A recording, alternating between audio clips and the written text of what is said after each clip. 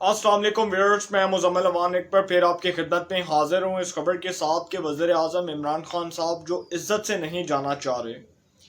उन्होंने एक बहुत बड़ा ट्रम्प कार्ड खेला और बहुत से जो उनके सपोर्टर्स हैं, बहुत से उनके वर्कर्स, उनका ये कहना था कि जी उन्होंने अपने एतमाद के वाले से जो ट्रम्प कार्ड खेला है वो बहुत अच्छा कार्ड है और अपोजिशन को इसमें शिकस्त हुई है और अपोजिशन को मुंह छुपाने की जगह नहीं मिली। ये सारी बातें तो अपनी जगह हैं, लेकिन इमरान खान साहब ने ये जो हरकत की है, बड़ी बांडी हरकत की है। और उसके बाद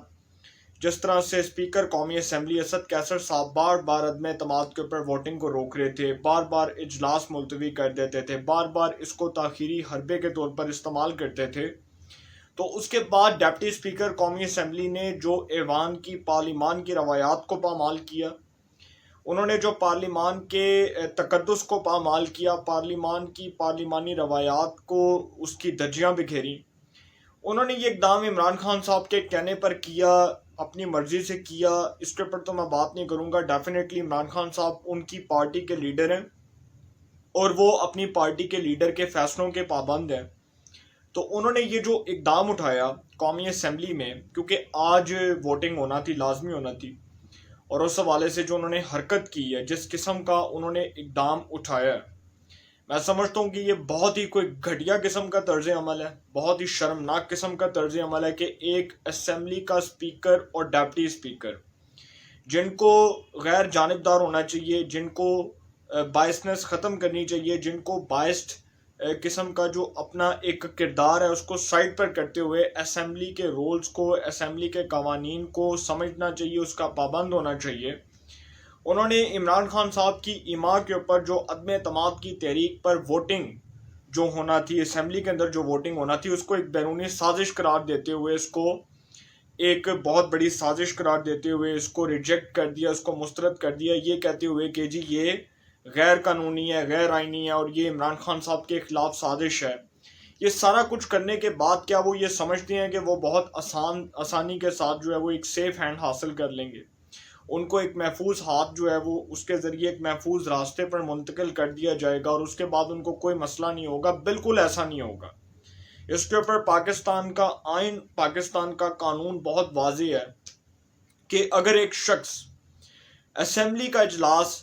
रिक्वेजिशन जमा होने के 14 दिन बाद नहीं तलब करता तो वो फिर आर्टिकल 6 का मुर्तकिब करार पाता है, और उसके बाद अगर वो कौम से उसका वज़ीर आज़म खिताब करते हुए ये बात करे कि जी मैंने तो असम्बलियाँ तहलील कर दी हैं, मैंने तो असम्बलियाँ जो हैं वो डिज़ोल्व कर दी हैं, मैंने तो सदर को समरी भिजवा दी है, तो ये बेवकूफ़ किसको बना रहा है? ऐसा शख्स जो खुद इस मुल्क का इस्लामी जमहूरिया पाकिस्तान का मुंतखब वज़ीर आज़म कहता है खुद को, उसको इतनी सेंस नहीं है कि वो अगर अदम एतमाद जमा होने के बाद, अदम एतमाद की तहरीक जमा होने के बाद जो उसके ऊपर 14 दिन बाद वोटिंग होना होती है, रिक्वेजिशन जब जमा हो जाती है तो उसके बाद 14 दिन बाद वोटिंग होना होती है, तो उस पर वज़ीर आज़म साहब जी कौम को ये भाषण दे रहे हैं, साबिक वज़ीर आज़म इमरान अहमद खान नियाजी साहब कौम को ये भाषण दे रहे हैं कि मैंने तो असम्बलियों को डिज़ोल्व कर दिया। ये बेवकूफ़ किसको बना रहे हैं ये लोग? असम्बलियाँ कैसे डिज़ोल्व होती हैं? जब अदम एतमाद की तहरीक जमा करवाई गई तब इमरान खान साहब ने अपोजिशन को ललकारा और कहा कि अपोजिशन ऐवान के अंदर इतने बंदे ले आए, इतने बंदों की स्ट्रेंथ को शो कर दे, अदम एतमाद में आकर मेरा मुकाबला कर दे, मैं अदम एतमाद में इनका मुकाबला करने को तैयार हूँ, असम्बली में आए, असम्बली में आके मेरा मुकाबला करें। अब वो जब असम्बली में आ गए हैं, अब वो जब असम्बली में अपने नंबर्स को शो कर रहे हैं, अब वो जब असम्बली में अपनी अक्सरियत को शो कर चुके हैं अपोजिशन के अरकान असम्बली, तो इमरान खान साहब दुम दिखा के भाग गए, गिदड़ बन के भाग गए। इमरान खान साहब ने तो वो हरकत की कि जब 1971 के अंदर, 1971 के अंदर जब इनके चचा जनरल ए के नियाजी ने पाकिस्तान को तोड़ने के लिए एग्रीमेंट किया, साइन किया, तो वही हरकत इमरान खान साहब ने की। इमरान खान साहब ने पहले रमज़ानुल मुबारक को कौम को ये तोहफ़ा दिया कि उन्होंने पाकिस्तान को तोड़ने के लिए, पाकिस्तान को दो टुकड़े करने के लिए, उसको दो हिस्सों में तकसीम करने के लिए ये जो भोंडा किस्म का इक़दाम उठाया है, ये इससे उनको कोई सवाब नहीं मिलेगा, इससे उनको कोई 100 नफलों का सवाब नहीं मिलेगा, इससे उनके हाथ कुछ भी नहीं आएगा। सिर्फ उन्होंने अपनी जो है वो खुशनुदी हासिल करने के लिए, अपने ज़ाती मुफाद को किसी भी तरह से मरूज़ ख़ातिर लाने के लिए इस किस्म का इक़दाम उठाया कि उनके जहन में यह बात थी कि जी मैं असम्बलियाँ डिज़ोल्व कर देता हूँ, मैं पूरी कौम को बेवकूफ़ बना दूंगा। अगर उन्होंने आइन और कानून पढ़ा होता तो उनको शायद पता होता कि एक ऐसा वज़ीर आज़म जिसके खिलाफ अपोजिशन ने तहरीके अदम एतमाद मूव ऑन किया असम्बली के अंदर, वो सदर को इस बात का इख्तियार ही नहीं दे सकता कि वो असम्बलियों को डिज़ोल्व करे। वो इस बात का मजाज ही नहीं है कि वो सदर को कह सके कि आप असम्बलियों को डिज़ोल्व करें। इमरान खान साहब किसको बेवकूफ़ बना रहे हैं? वो समझते हैं कि वो इस्लामी जमहूरिया पाकिस्तान के मुंतखब वज़ीर आज़म है, ये चुनतखब वज़ीर आज़म है। क्या उनको मुंतखब किया गया क्या, या उनको चुन कर लाया गया? अभी तक तो उनको ये भी नहीं पता। अच्छा, दूसरी बात ये कि वो जिस किस्म का उन्होंने इक़दाम उठाया कि स्पीकर के ख़िलाफ़ तो ऑलरेडी तहरीक में तमाद जमा हो चुकी, और उसके बाद स्पीकर जो है वो इजलास नहीं कर सकते थे डेफिनेटली, क्योंकि उनके ख़िलाफ़ अपोजिशन ने एक जो है वो पिटिशन फाइल कर दी, एक दरख्वास्त तहरीक में तमाद के हवाले से दे दी, तो वो तो नहीं आ सकते थे। लेकिन जो डिप्टी स्पीकर कौमी असम्बली का रोल है वो इस हद तक मशकूक हुआ कि उन्होंने इमरान खान साहब की इमाम पर यह बात की कि जी मैं खुद इस बात को उन्होंने पहले तो रिपीट किया, खुद कहा, इस बात को तस्लीम किया, और उसके बाद वो बोले कि जी मैं इसको रिजेक्ट करता हूँ, ये इमरान खान साहब के ख़िलाफ़ एक बैरूनी साजिश है, और इस साजिश के पीछे जो है ये सारा गैर आइनी और गैर जमहूरी तर्ज अमल है, तो मैं इसको रिजेक्ट करता हूँ, मैं इसको मुस्तरद करता हूँ। अगर इस पार्लिमान को मजाक के तौर पर इस्तेमाल करना है, अगर इस पार्लिमान की बेतौकीरी करनी है, अगर इस पार्लिमान की इज्जत को अपने पाँव के नीचे रोंदना है, तो फिर अदालत उज़्मा का दरवाज़ा खटखटाया जाएगा, फिर अदालत उज़्मा से राय तलब की जाएगी, फिर अदालत उज़्मा से मदद तलब की जाएगी, और उनसे पूछा जाएगा कि ये वो अरकान असम्बली, ये वो हुकूमती लोग जो असम्बली में बैठ के अपनी कानून साजी करने के लिए इस किस्म के गलत जो है वो पॉइंट्स को रेज कर रहे हैं, इस किस्म के गलत इक़दाम उठा रहे हैं, क्या इनकी कोई रोकथाम नहीं है? क्या इनको नहीं रोकना चाहिए? क्या इनके खिलाफ आर्टिकल 6 नहीं लगना चाहिए? क्योंकि जो हरकत वज़ीर आज़म साहब ने की है, उनका कोड ऑफ कंडक्ट उनको इस बात की इजाज़त ही नहीं देता कि वो असम्बली के अंदर आकर ये बात करें कि जी मैं जो है वो अदम एतमाद नहीं होने दूंगा, और फिर वो कौम से ख़िताब करें 5 से 6 मिनट का, और उसमें वो कहेंगे जी सदर को इख्तियारात दे दिए हैं कि वो कौमी असम्बली को तहलील कर दें। और इसी तरह जो उन्होंने हरकत की है, शायद वो ये बोल गए हैं कि उनके खिलाफ अदम एतमाद की तहरीक जमा हो चुकी है, या तो हो कि स्पीकर ने कहा हो कि जी स्पीकर ने सिरे से इसको रिजेक्ट कर दिया हो, और स्पीकर ने कहा हो कि जी नहीं हम इसको असम्बली में आने नहीं देते। स्पीकर ने जब ये एक्सेप्ट कर लिया, ये कबूल कर लिया कि इस दिन वोटिंग होगी, तो फिर इस दिन वोटिंग होना चाहिए थी, फिर इस दिन वोटिंग हो जानी चाहिए थी, जो कि नहीं हो सकी। अब इसमें स्पीकर साहब का कोड ऑफ कंडक्ट मशकूक हो गया, वज़ीर आज़म साहब का कोड ऑफ कंडक्ट मशकूक हो गया, और जो इस किस्म के बेवकूफ़ किस्म के स्टूपिड किस्म के फवाद चौधरी जैसे इररिस्पॉन्सिबल किस्म के लोग रखे हैं गवर्नमेंट ने, जिनके बारे में मैं बात नहीं करना चाहता, जिनकी कोई क्रेडिबिलिटी नहीं है, जिनके पास कोई जो है वो लॉ की डिग्री नहीं है, वो बेवकूफ़ों की तरह सारा दिन आके इस किस्म के स्टूपिड लोग आके पाकिस्तानी कौम का कीमती वक्त बर्बाद करें। तो मेरे पास इतना वक्त नहीं है कि मैं इस किस्म के रिस्पॉन्सिबल लोगों को डिस्कस करूं और उनको ख़बरों की जीनत बनाकर उनको हाईलाइट करूं और उनको जो है वो पब्लिसिटी दूं। मेरे पास इतना वक्त नहीं है। मैं कोई फिरदौस आशिक अवान नहीं हूँ, मैं कोई बाबर अवान नहीं हूँ, मैं कोई फवाद चौधरी नहीं हूँ, मैं कोई परवेज़ खटक नहीं हूँ कि सारा दिन टीवी पे आके सारा दिन इस किस्म के मुतनाज़ बयानात दे के अपनी पब्लिसिटी करवाऊँ। मेरे पास इतना वक्त नहीं है। अच्छा, ये जो इमरान खान साहब ने किया, ये इसके ऊपर तो जी अब वो ये कहते हैं कि जी असम्बलियाँ तहलील करने का फ़ैसला कर दिया, ये बिल्कुल गलत फ़ैसला है। ये इस तनाजुर में, इस कॉन्टेक्स्ट में गलत फ़ैसला है कि पहली बात तो ये है कि भाई जब अदम एतमाद की तहरीक के ऊपर वोटिंग की डेट फाइनलाइज हो गई, वोटिंग का दिन फाइनलाइज हो गया, वोटिंग की तारीख फाइनलाइज हो गई, सब कुछ फाइनलाइज हो गया, तो उस दिन आप कहेंगे जी बैरूनी साजिश है। अच्छा, ये बैरूनी साजिश उस दिन नहीं इमरान खान साहब को नज़र आई जिस दिन ये अदम एतमाद की तहरीक उनके खिलाफ जो है वो पास की गई, उनके खिलाफ जो है वो स्पीकर के सेक्रेटरीट में जाकर उधर जमा करवाई गई, स्पीकर के चैम्बर में जाके जमा करवाई गई, और बताया गया कि जी अपोजिशन तहरीक अदम एतमाद के वाले से वज़ीर आज़म इमरान खान साहब के खिलाफ ये तहरीक ला रही है। तो उसके बाद इमरान खान साहब को ये साजिश नज़र आना शुरू हो गई जब अपोजिशन के साथ बैठे हुकूमत के मुनहरिफ अरकान और फिर हुकूमत के तहादी निकले, तो जी बैनुल-अक़वामी साजिश हो रही है। भाई कोई ख़त तो दिखाओ कौम को, बताओ तो सही आपके खिलाफ क्या साजिश हो रही है, आप किस किस्म के शोशे छोड़ रहे हैं, आप किसको बेवकूफ़ बना रहे हैं, आप किसका कीमती वक्त बर्बाद कर रहे हैं, आप बताएं कि आपके खिलाफ क्या साजिश हुई है। किस हाई लेवल पर, किस पैमाने पर आपके खिलाफ साजिश हुई है। आप कौम को आगाह करें,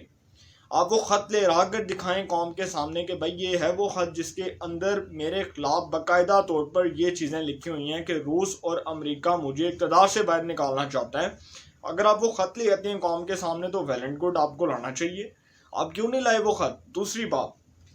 कि अब इमरान खान साहब ने ये जो हरकत की है, ये सेम हरकत उन्होंने पंजाब असम्बली में भी की। पंजाब असम्बली में जब अपोजिशन के अरकान मौजूद थे, जिसमें कुछ हुकूमत के बागी अरकान भी मौजूद थे, अलीम खान साहब, मलिक असद अली खोखर, चौधरी जुल्कुरनैन अमीन, नज़ीर चौहान और इस तरह के बहुत से अरकान असम्बली। उसके बाद सुनने में ये भी आया कि गज़नफ़र अब्बास छीना साहब, जिनका बखर से ताल्लुक़ है, जिनकी सरबराही में 14 अरकान सूबाई असम्बली का एक ग्रुप बना हुआ है, बागी ग्रुप है पाकिस्तान तहरीक इंसाफ के अंदर, जिसको सुप्रीमेसी ऑफ पार्लियामेंटेरियंस का नाम दिया गया है, जिसको प्रेशर ग्रुप का नाम दिया गया, उसने भी हमजा शहबाज साहब की हिमायत का ऐलान कर दिया है। तो उसके बाद जी इमरान खान साहब ने जब ये वफाक के अंदर ये बॉन्डी हरकत करवाई स्पीकर के थ्रू, और उसके बाद खुद वो कौम से खताब के दौरान जो 5 मिनट का उनका मुख्तसर खताब था, उसमें उन्होंने बताया कि जी मैं तो असम्बलियों को तहलील करने जा रहा हूँ। इसी तरह पंजाब असम्बली में भी कार्रवाई को रोक दिया गया और जुम्मे तक इजलास मुलतवी कर दिया गया। अब ये सब कुछ जो हो रहा है, एक तो पहली बात कि इमरान खान साहब गीदड़ बन गए हैं, वो बिल्कुल डरपोक हैं। ये लोगों ने कहा था ना, वो लोग कहते थे कि ये वो खान है जो कभी भी नहीं डरेगा, जो अपोजिशन का डट के मुकाबला करेगा आखिरी बॉल तक। इमरान खान साहब ने स्टेडियम के अंदर लगी हुई विकेटें भी पकड़ ली हैं, बॉल भी पकड़ ली है, बैट भी पकड़ लिया है, और वो स्टेडियम से राह फरार करके बाहर निकल चुके हैं, बाहर भाग चुके हैं। अब उनके पास लास्ट ऑप्शन ये था कि वो आते, आकर मैच खेलते, अपोजिशन के खिलाफ मैच खेलते, उसके अंदर उनको शिकस्त देते, या अगर उनके पास नंबर्स नहीं थे तो वो इस किस्म की हरकत जो उन्होंने की है, ये तो मुझे पहले पता था, डाउट था मुझे, मैं डाउटफुल था कि आज जो असेंबली के अंदर वोटिंग होगी उसमें इमरान खान साहब इस किस्म का इकदाम उठा सकते हैं और उनसे कोई अच्छे काम की तवक्को नहीं की जा सकती। उस शख्स जिसने 3.5 सालों में इस कौम का बेड़ा गर्क कर दिया, इस कौम की अखलाकियात का बेड़ा गर्क कर दिया, इस कौम के इदारों का बेड़ा गर्क कर दिया, इस कौम में महंगाई का सुनामी, बर्बादी का सुनामी, जवाल का सुनामी, हर किस्म का जो सुनामी इमरान खान साहब लेके आए हैं, ये हमारी बदकिस्मती है कि ऐसा शख्स पाकिस्तान की 22 करोड़ अवाम के ऊपर बिठाया गया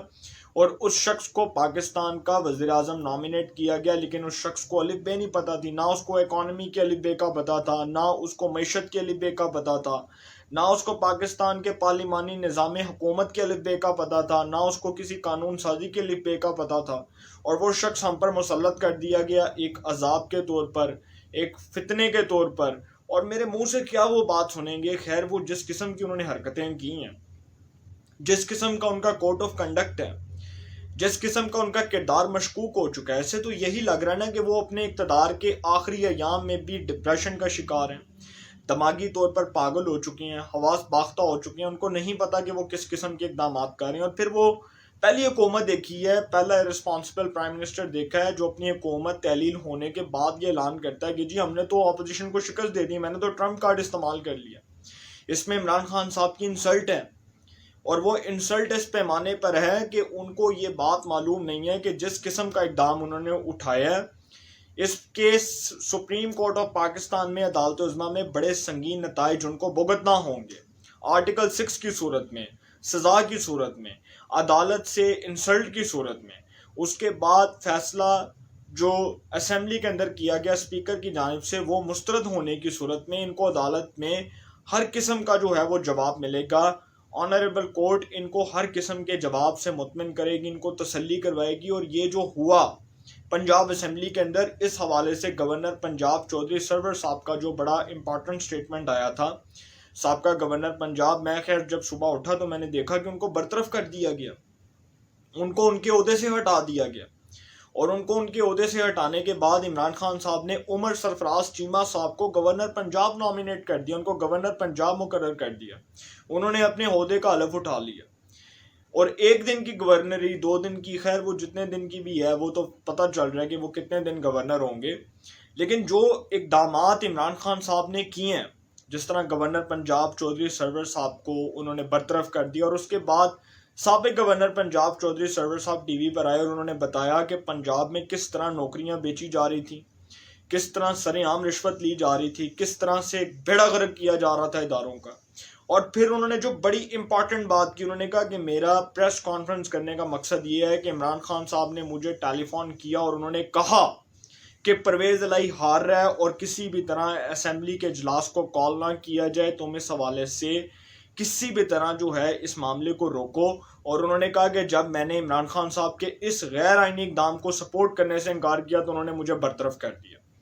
ये था वो इमरान खान साहब का असल चेहरा, ये था वो पाकिस्तान तहरीक-ए-इंसाफ के कारकुनों का वो लीडर जो कहता था कि जी मैं आखिरी बॉल तक लड़ूंगा, मैदान में अमर बिल मारूफ हूँ, उसके बाद जी रियासत मदीना का उम्मत मुसलमा का सफ़ीर हूँ। तो ये वो हरकतें करते हैं, क्या उम्मत मुसलमा के सफ़ीर इस किस्म के इक़दाम उठाते हैं कि वो दम दिखा के भाग जाएं और वो मैदान छोड़ के भाग जाएं और उसके बाद वो कहेंगे जी अदम एतमाद का तो हम मुकाबला नहीं करेंगे। इमरान खान साहब बेवकूफ़ नहीं बना सकते, इस कौम को वो बेवकूफ़ नहीं बना सकते, क्योंकि ये दौर सोशल मीडिया का दौर है, इलेक्ट्रॉनिक मीडिया का दौर है, प्रिंट मीडिया का दौर है, डिजिटल मीडिया का दौर है। हर किस्म का बंदा उनके गैर आइनी और गैर जमहूरी इक़दामात को और उनके गैर आइनी तर्ज अमल को देख रहा है, उसको वॉच कर रहा है। अदालत उस्मा उसको देख रही है। सुप्रीम कोर्ट ऑफ पाकिस्तान के ऑनरेबल जजेस उनके गैर आइनी इक़दामात को नहीं सपोर्ट कर सकते, इसलिए नहीं कर सकते कि वो परवेज़ मुशर्रफ जिसने बंदूक के जोर पर पाकिस्तान की अदालत उस्मा पर अपने फैसले मुसल्लत करने की कोशिश की लॉयर्स मूवमेंट के अंदर, जब पाकिस्तान में अदलिया बहाली तहरीक के अंदर बहुत प्रोमिनेंट किस्म के लीडर्स ने, मियाँ नवाज शरीफ साहब ने और दीगर लोगों ने जब अपना किरदार अदा किया, तो उस परवेज़ मुशर्रफ का सवाल ये था कि जिस इफ्तिखार चौधरी को उसने बरतरफ किया था, उसी इफ्तिखार चौधरी ने उसके एमरजेंसी के 2007 के गैर आइनी इक़दामात को उठाकर बाहर फेंक दिया, उसको रद्दी की टोकरी में फेंक दिया, उसको मुस्तरद कर दिया। उसी इफ्तिखार चौधरी ने परवेज़ मुशर्रफ साहब के गैर आइनी इक़दामात को मानने से इनकार कर दिया और उसको उठाकर सिर्फ इफ्तिखार चौधरी ने नहीं बल्कि सुप्रीम कोर्ट ऑफ पाकिस्तान के उस वक्त के लार्जर बेंच ने उठाकर बाहर फेंका कि ये इमरान खान साहब जो इस वक्त एक NRO लेना चाहते थे, नेशनल रिकन्सिलिएशन ऑर्डिनेंस लेना चाहते थे। पहले वो कहते थे कि जी इस्टेब्लिशमेंट ने मुझे कहा है कि इलेक्शन करा लो, अदम एतमाद ले आओ, इस्तीफ़ा दे दो, ये कर दो, वो कर दो। ये पागल किसको बना रहे हैं? ये इतने समझदार हैं, ये इतने बोले हैं कि इनको पता नहीं था कि ये ऑपोजिशन जो है इतनी बेवकूफ़ है और इतनी को थर्ड क्लास किस्म की ऑपोजिशन है कि वो इनके खिलाफ बैठ जाएगी और इस बात के ऊपर, इस मुतालबे के ऊपर जो है वो एग्री हो जाएगी कि जी इमरान खान साहब ने कह दिया 5 से 6 महीने बाद इंतखाबात हो जाएंगे तो कोई प्रॉब्लम नहीं है, लिहाजा हम लोग इस बात पर कायल हो चुके हैं। ये इमरान खान साहब का वो लास्ट पत्ता था जो उन्होंने खेला है और उन्होंने ये खेल कर अपने पाँव पे कुल्हाड़ी मार दी है। अब वो ना आगे के हैं ना वो पीछे के हैं। जिस किस्म की वो बातें कर रहे हैं वो तो आप सबके सामने है, खैर इसके ऊपर तो मैं बात नहीं करूंगा। लेकिन इमरान खान साहब जो हैं वो अब एक नई मुश्किल में फंस चुके हैं और वो नई मुश्किल ये है कि जो डिप्टी स्पीकर हैं कौमी असम्बली के ये कासिम सूरी साहब, उनके गैर आइनी इक़दामात ना सिर्फ अब अदालत उज़्मा में चैलेंज होंगे बल्कि इसके ऊपर अदालत बहुत सख्त किस्म के रिमार्क्स भी दे सकती है, फैसला भी दे सकती है। और इमरान खान साहब खुद बजाते खुद आर्टिकल 6 के मुर्तकिब करार पाए हैं, क्योंकि जिस किस्म के इक़दामात उन्होंने उठाने की कोशिश की है असम्बली के माहौल को ख़राब करने के लिए। पाकिस्तान की तारीख के ये वो पहले वज़ीर आज़म हैं जिनके खिलाफ अदम एतमाद की तहरीक आ रही है और वो अदम एतमाद की तहरीक को डिले टैक्टिक्स के ज़रिए यूज़ कर रहे हैं, उसको इस्तेमाल कर रहे हैं कि किसी तरह अदम एतमाद की तहरीक पर वोटिंग ना हो। और 14 दिन भी गुजर गए, रिक्विजिशन जमा होने के 14 दिन बाद भी वोटिंग ना हो सकी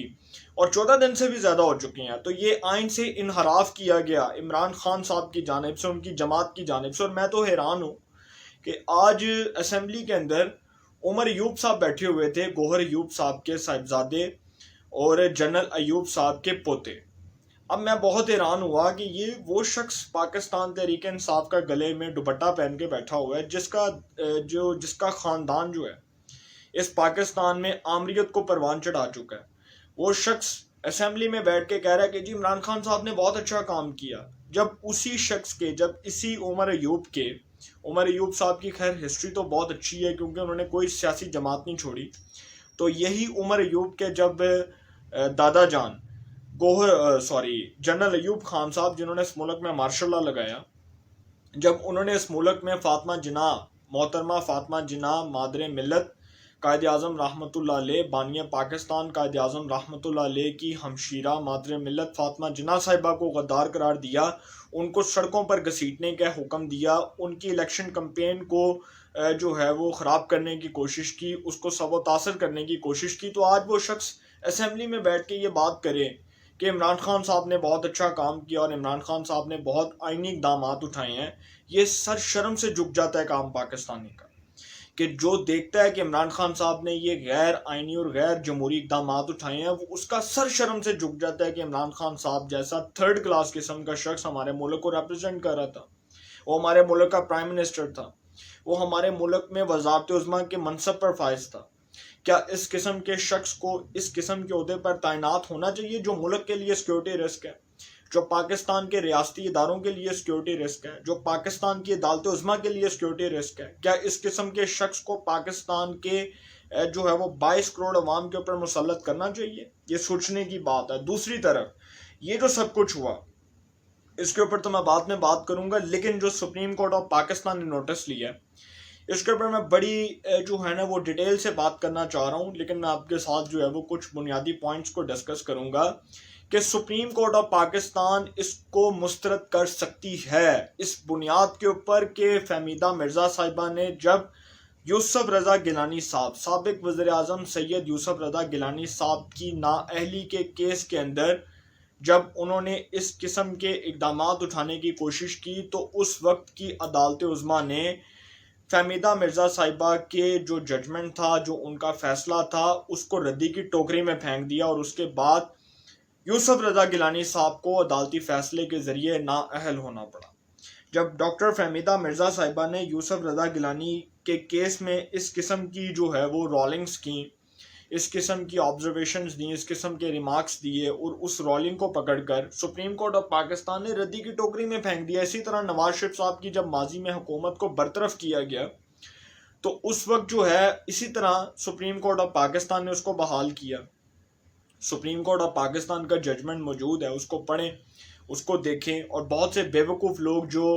टीवी पर बैठ के कानून के भाषण दे रहे हैं, बहुत से ऐसे तज्जियाकार जिनका मैं नाम नहीं लेना चाहता, जो कौम को ये भाषण देना चाहते हैं कि जी हमसे ज़्यादा कानून कोई नहीं जानता, उनके साथ बैठे हुए प्रोमिनेंट किस्म के लीगल एक्सपर्ट्स मौजूद हैं, लेकिन वो अपना कानून बनाकर बैठे हैं। उनको ये नहीं पता कि वो प्रोमिनेंट लॉयर्स जिन्होंने कानून की किताबें पढ़ी हैं, जिन्होंने कॉन्स्टिट्यूशन पढ़ा है, जिन्होंने कॉन्स्टिट्यूशन के तमाम जितने भी आर्टिकल्स हैं उसको रीड आउट किया हुआ है, आर्टिकल 95, आर्टिकल 63A, कॉन्स्टिट्यूशन के जितने भी आर्टिकल्स हैं उन सब की उन्होंने रीडिंग की हुई है, तो उनसे ज़्यादा बेहतर तो कोई नहीं जानता होगा इस मुल्क में कानून को।